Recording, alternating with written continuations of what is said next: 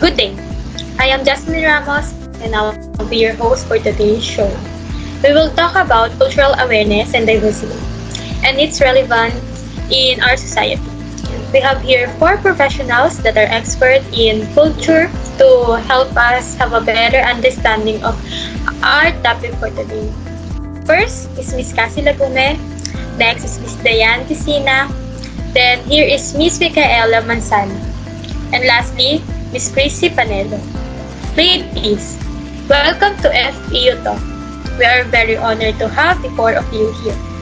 I have prepared a few questions for you regarding our show's topic for today.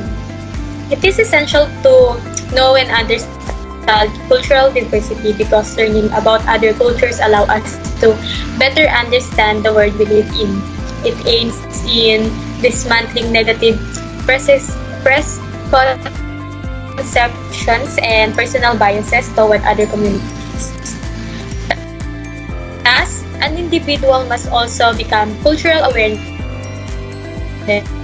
So the first question is, for you, Miss Cassie, what is cultural awareness?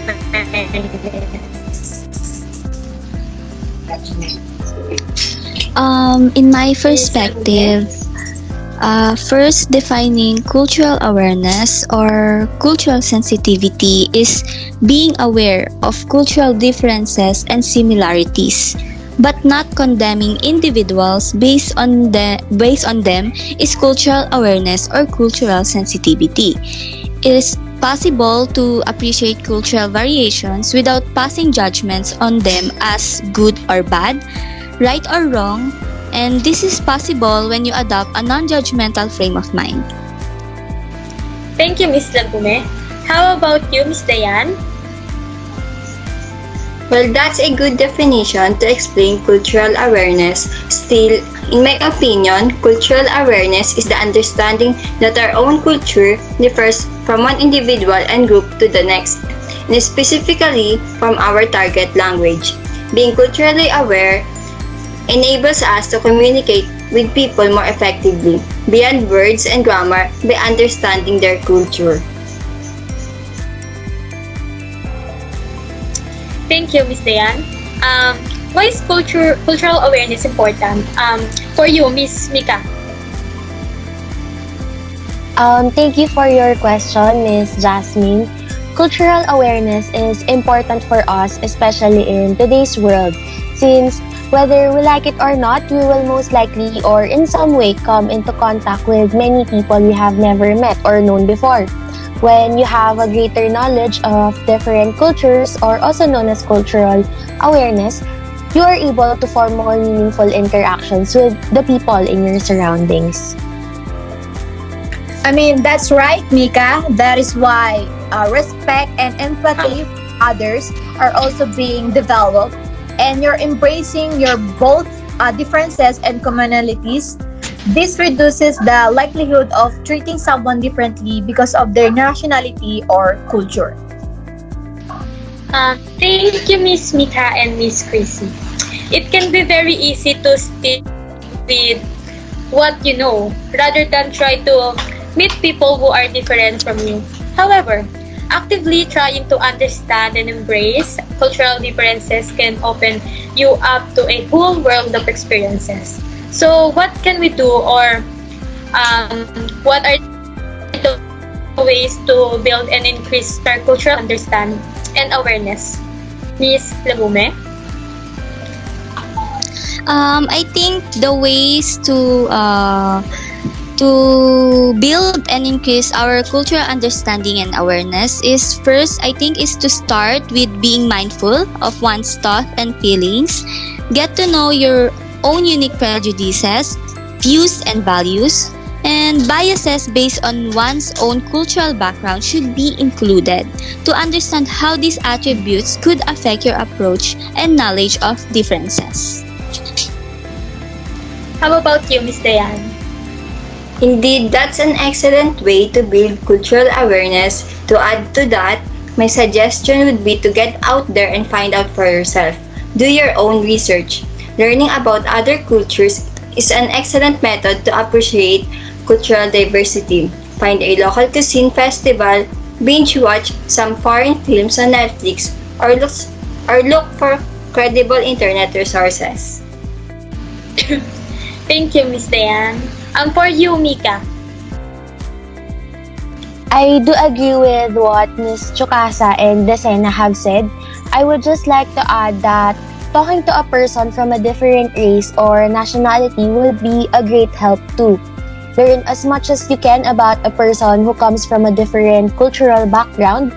Get to know them as a friend or a peer. And you'll learn more about their lives and experiences without having to inquire explicitly about their culture. Being interested and open-minded is a good way to go forward. I couldn't agree more with what Mika has said, but also, in my opinion, the most effective way to increase our cultural understanding is to travel. One must really live among different cultures for the most refined understanding of different cultures. Taking a vacation to a new country may take some time to save for, but it's the most pleasing way to learn about other cultures. Thank you, ladies. In today's ever-changing world, people worldwide are fast realizing the importance of learning, understanding, and appreciating diverse cultures. Why is this necessary? It plays a significant role in developing communities that excel in problem solving and enhancing varying. What are the benefits of learning about different cultures? Miss Cassie Laguna. I think the benefits of learning about different cultures is spending time with people from different cultures helps you to have an understanding of their dilemmas as well as their traditions as a group.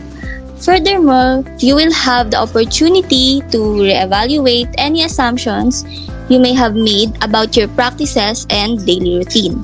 Such information encourages personal development while also providing opportunities to discover new things about your culture. For you, Miss Dayan. Also, one of the benefits of learning different cultures is that you obtain a greater understanding of the world. People from all across the world come from a variety of cultural backgrounds. It is beneficial to be exposed to diverse cultures whenever possible since it helps you accept and appreciate people who are different from you. Thank you, Miss Dayan. And Miss Sana. That's right, Diane. Also, one of the many benefits we could get is the minimization of stereotypes. When younger generations learn about individuals and their many cultures, they will be less prone to categorize them based on stereotypes as they grow older. Remember that everyone is unique and that what one person does not should be used to define an entire community.